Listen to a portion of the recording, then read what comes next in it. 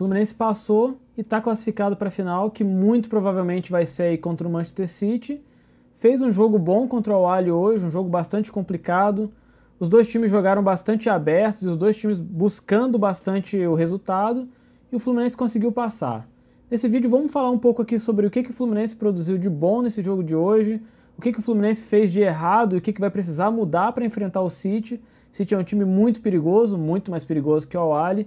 Não tirando aqui o mérito do Al-Ahly, que é um time bastante competitivo. Não à toa, é o maior campeão africano, é a 9ª semifinal de Mundial que o time disputa. Então a gente não está falando aqui de qualquer time. Como eu disse no outro vídeo, a gente foi enganado aqui pela mídia brasileira.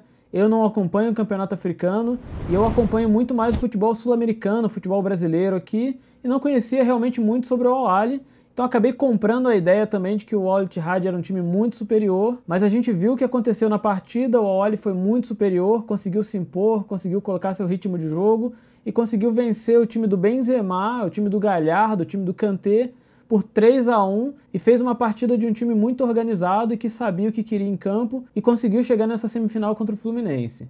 Já o Fluminense veio para esse jogo bastante nervoso, bastante inseguro. Nos primeiros 10 minutos o Fluminense errou bastante, o Al-Ahly conseguiu se impor, conseguiu pressionar bastante o Fluminense, mas depois o Fluminense conseguiu se equilibrar ali e conseguiu se encontrar em campo. No primeiro tempo o Fluminense ainda conseguiu ser bastante ofensivo, colocou 2 bolas na trave ali com o John Arias, criou bastante, sofreu bastante também. Se tem uma coisa que o Fluminense precisa corrigir urgentemente para o jogo contra o City, é esse posicionamento na bola parada que fez o Fluminense levar pelo menos 2 ou 3 contra-ataques hoje muito perigosos. E o Fluminense só não foi eliminado no jogo de hoje porque a defesa do Fluminense fez uma boa partida, apesar de estar muito aberta, e os atacantes do Al-Ahly não souberam aproveitar essas oportunidades que foram criadas nesses vacilos aí que o Fluminense deu, que é uma coisa que não pode acontecer contra o City. Tem que lembrar que o atacante lá é só o Haaland, que com certeza não ia perder as oportunidades que os atacantes do Al-Ahly perderam hoje. O Fluminense precisa corrigir isso porque contra o City não vai ter segunda chance. Se errar, vai tomar gol mesmo e fica difícil se recuperar.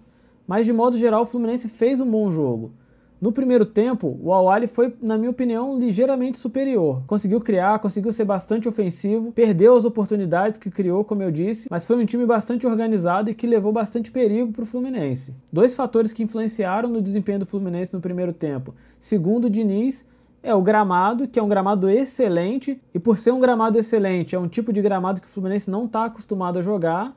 E a bola, que segundo eles é uma bola um pouco mais leve do que o normal, um pouco mais leve do que eles estão acostumados. Esses 2 fatores levaram o Fluminense a cometer uma série de erros ali no começo do jogo, principalmente de erro de passe, uma coisa que não é muito comum a gente ver nesse time do Fluminense. Mas de modo geral o time conseguiu se defender muito bem no primeiro tempo, contando com uma boa atuação do André e do Felipe Melo. Felipe Melo que até errou uma jogada ali que podia ter comprometido o primeiro tempo do Fluminense, mas o Fluminense conseguiu manter o resultado no primeiro tempo e foi para o segundo tempo com uma postura muito mais confiante, conseguiu fazer uma partida melhor no segundo tempo, conseguiu, com o pênalti sofrido pelo Marcelo, fazer o seu primeiro gol, conseguiu numa ótima atuação do John Kennedy de novo fazer o segundo gol e finalizar essa partida. O Fluminense precisa corrigir muitas coisas para esse jogo contra o City. Como eu disse, contra o City não vai ter segunda chance. E essa maneira muito aberta como o Fluminense está jogando pode ser muito perigosa contra um time que constrói tanto como é esse time do Manchester City. E além dessa construção de jogadas que o City faz, é um time que é muito rápido, que é fisicamente muito forte também. O Haaland é um jogador muito complicado de ser parado e o Fluminense não pode dar os espaços que deu hoje nem cometer os mesmos erros. O Fluminense tem chance de ganhar? Tem, porque no futebol tudo pode acontecer. O Fluminense já ganhou partidas muito complicadas, já conseguiu reverter resultados. A gente já viu situações onde um time era extremamente favorito e acabou perdendo a partida. A gente pode citar aquele Barcelona e Inter, por exemplo, onde o Inter saiu campeão mundial, mas são situações muito específicas. A maneira como o Fluminense joga não se enquadra no perfil desses times. Desses times que jogaram contra times superiores, jogaram por uma bola, conseguiram numa jogada encontrar o gol e depois entregaram a bola para o adversário e fecharam ali a zaga completamente para não sofrer o gol.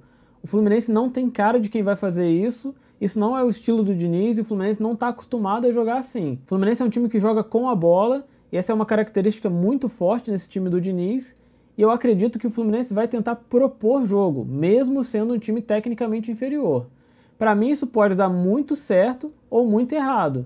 O Fluminense pode conseguir construir jogadas, achar o seu espaço, conseguir construir o resultado e sair com a vitória. Mas ao mesmo tempo o Fluminense pode dar muito espaço para um time como é o Manchester City e sair com uma derrota de um placar bastante elástico. Isso pode acontecer.